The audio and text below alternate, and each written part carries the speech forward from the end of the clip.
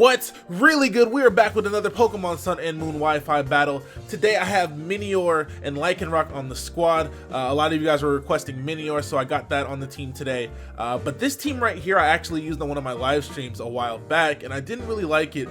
But I think I figured out how to play with the team, so I decided to try it again. So that's what I'm going to be using. I was kind of slandering this team because it didn't have any Pokemon to take hits. But I guess I didn't realize that, yes, this is definitely a hyper-offensive team. You have to make plays with a team like this. You have to make predictions. You have to outplay your opponent heavily to be successful with a team that doesn't really have a lot of Pokemon to take hits, which is exactly what this team is. So I decided to give this team another try, and this is that try. So let's go ahead and see what I can do this time with this team.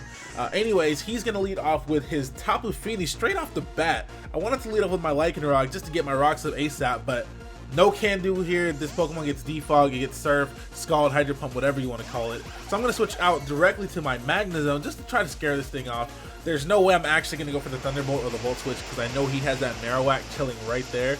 Marowak definitely walls Magnezone right now. So what I'm going to do is actually double back to my Lycanroc, expecting him to bring that Marowak out.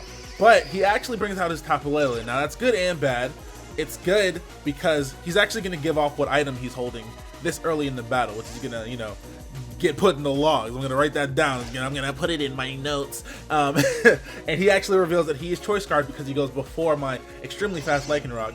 It's bad because I definitely could have clicked Flash Cannon and just blew this thing away. I didn't expect him to switch to Tapu Lele at all. But either way, I'm gonna get my rocks up, which is the most important thing here. He does have a Defogger, but before he gets to Defog, maybe he'll switch around a little bit and you know, take a bit of residual rock damage before actually getting those rocks off the field. And he does have that Marowak, so that always helps there. He's going to be losing a quarter of his health whenever he switches in. But here I'm going to go out to my Magnezone here. I'm going to go straight for the Flash Cannon. I don't care what's coming in. I'm not going to double switch. I don't even care. Because with the rocks, even if he brings in that Magnezone, he should be below 50% after the Flash Cannon, because Flash Cannon from Specs Magnezone is still going to hit hard, even if he resists it. So like I said, he is at about half after the Flash Cannon. So I'm going to go ahead and switch out. I have my own Tapu Fini. Tapu Fini shouldn't be taking too much damage from Marowak. If he wants to burn me, he can't, because I'm going to get the Misty Surge up. If he wants to Earthquake, Shadow Bone, Flare Blitz, anything he wants to do, it's not going to do that much damage. I think the only thing that would have done, you know, even a respectable amount of damage would have been Shadow Bone. Because the Earthquake actually did kind of do a chunk to me, because Tapu Fini is a bulky. I'm starting to like this Pokemon a lot more. I used to hate it. I was like, Tapu Fini's garbage, but it is a pretty good wall. It gets Taunt, Defog, Scald, all these really good moves, so I can't really hate on Tapu Fini anymore. But I am going to go back into the feds, and you better be fresh as hell when the feds are watching, man. But this is how you have to play with a team like this. You have to make hard switches. You have to scare your opponent into doing what you want them to do. So that's what I didn't realize when I was playing with the team beforehand. I was just, you know, clicking buttons. I wasn't actually thinking about what I was doing. I was on autopilot. But now I'm actually thinking. I was sitting there in my room, undistracted, just chilling. I was like, yo, he's about to switch to this Tapu Fini, so let me bring out this Magnezone and click another Flash Cannon, because there's no way that I'm going for Volt Switch or Thunderbolt while that Marowak is still alive. You're not going to catch me slipping. But because I switched hard into Magnezone, predicting the Tapu Fini, he's not able to defog the rocks away, which means that if he did switch Marowak into a Flash Cannon, it would die, which means that I applied so much pressure that he doesn't even want to switch his Marowak in because he doesn't know what I'm going to do. Anyways, he's going to Mega Evolve as I switch in my Garchomp just to take the Earthquake. I didn't know what he was going to do. Well, yeah, I did. I knew he was going to Earthquake because I had a Magnezone out. If he did want to go for a different move, you know, I was pretty certain Garchomp could take it. Even if he did go for the Meteor Mash, he would hurt himself as well. But he probably would have 2-hit KO'd my Garchomp here. But I am Choice Scarf, so I wasn't worried about him outspeeding me, even though he is potentially faster. Also, I need to explain to you why I went for Fire Fang, because I'm in my bag right now. I went for Fire Fang to make him switch to Tapu Fini, so that when he switched into Tapu Fini, he would be met by my Magnezone. I'm here. You thought you were safe? You thought I was going to use Fire Fang on your Tapu Fini? No, no, no, no, no.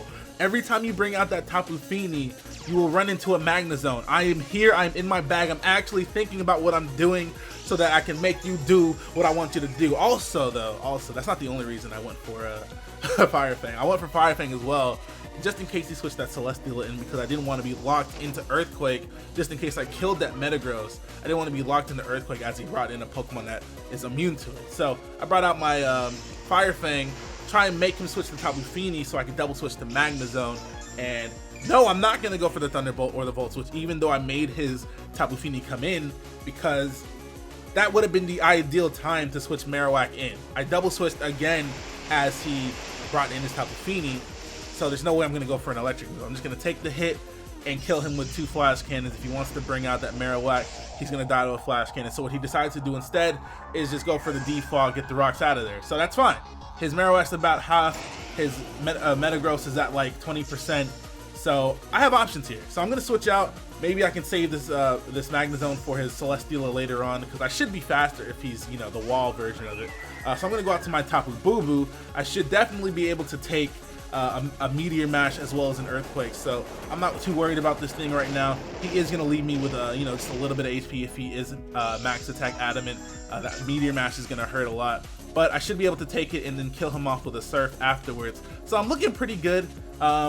I guess the score is going to be 5-4 at this moment in time. Basically what I'm trying to do is take out his steel types so that either Pinsir or Minior can sweep. That's the entire purpose of everything I've been doing. So I finally take out his Metagross. I cannot sweep with Minior if Metagross is alive because he gets Bullet Punch. So Bullet Punch is definitely going to put Minior down if I don't get that Metagross out of there. So I was pretty happy that I got the Metagross out of there. But he's going to go into the Pokemon that I'm worried about the most, Tapu Lele. Choice Scarf Tapu Lele actually like runs through this team. Everything on this team just dies. Choice Scarf Tapu Lele. I do have my Choice Scarf Garchomp in the back, so I might be able to outspeed it later on and hit it with an Earthquake, but that's not going to be enough to kill it from full. So I'm going to have to figure out some way to take out this Tapu Lele. So what I actually did was I calculated how much damage a Choice Scarf Psychic in Psychic Terrain does to Minior, and I found that it only has like a 6% chance to one-hit KO. So I decided to take that chance and actually go for the Shell Smash right now. But he brings in his Celesteela.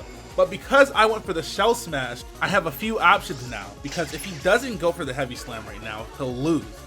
If he goes for the Flamethrower, predicting my Magnezone to come in, and I stay in, he'll lose. So what am I going to do here? I'm going to switch directly to Magnezone, even though I just Shell Smashed and wasted my White Herb, because he's definitely 100% going to go for the Heavy Slam on this turn. When people see people setting up in their faces, they think that they're going to go for game. I don't have to attack you just because I went for the Shell Smash. That's what a lot of people would have gone for Heavy Slam in that situation. So I'm like, even though I set up my Shell Smash and wasted my item, I'm still going to switch out to my Magnezone because he has to go for Heavy Slam. That's probably what he was thinking. He was like, oh shit, this Minior setting up in my face. I have to kill it. No. I switch right to my Magnezone. I outspeed the Celesteela, and I'm going to take him out with a Thunderbolt. So I'm going to just stay in here because I don't need my Magnezone at this point. The steel types are finally gone. My Minior can do work. My Pinsir can do work. Somebody's getting ran through, okay? I don't know. I was really proud of my play in this game because I took a team that I thought was, you know, really bad, and I made it work just because I actually applied myself to the battle and the situations that I was in. But either way, I'm going to go ahead and go out to my Garchomp here. I definitely outspeed a Marowak. What? I'm just going to click Earthquake because the only Pokemon he has left are Marowak, Tapu Lele, and Magnezone. So I'm going to go ahead and click Earthquake. Something would have, you know, either died or been 2 KO'd. So he's actually going to go out to his Tapu Lele now. My last Pokemon are Pinsir, Garchomp, and Minior. I'm actually going to switch in my Pinsir here to die because I definitely don't need it anymore. I'm going to rely on Minior in that very slim chance that he has to OHKO me with Psychic. I'm going to rely on Minior to end the match rather than Pinsir because with the Psychic Terrain up, I can't really do much with Pinsir against the rest of his team.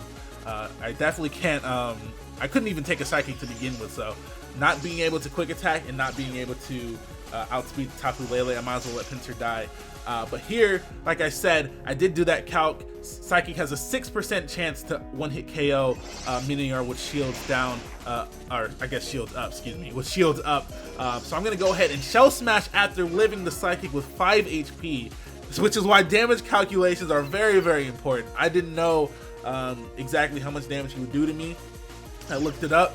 and that, you know, influenced my play from there on. So I'm gonna get the Shell Smash off with 5 HP, and I'm definitely gonna outspeed him because Minior is actually extremely fast with shields down.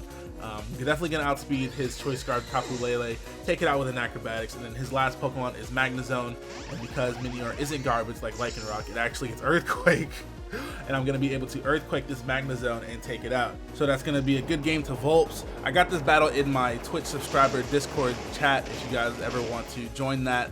It does require a Twitch subscription, but if you get in there, you can always talk to me directly, and I do get battles from time to time in there. But either way, good game, man.